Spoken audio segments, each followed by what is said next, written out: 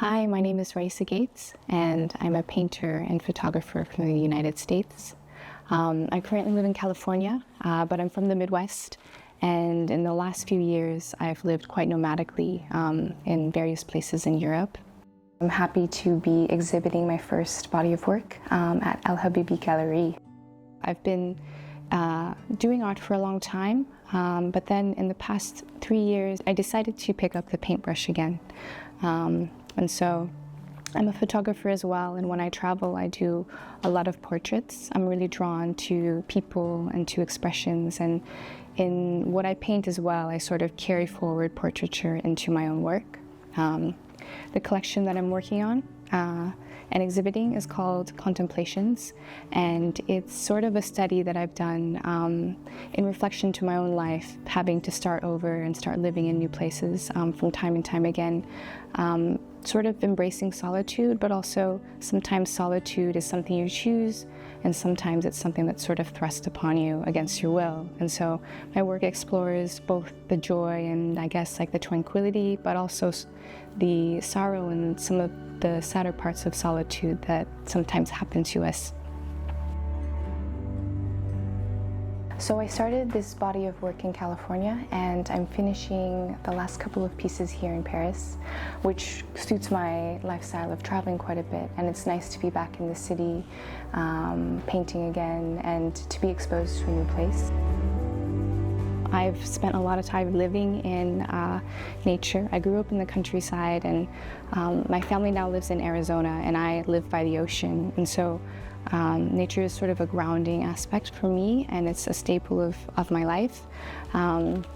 So I paint with browns and reds and yellows, and I really like to draw in earth tones into my pieces.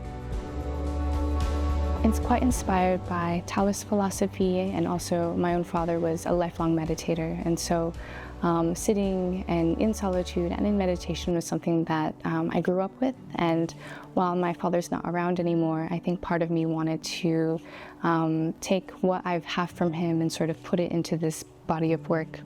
From a visual perspective, one of my favorite pieces is Guernica by Picasso, and while his work is done, that piece is done in black and white.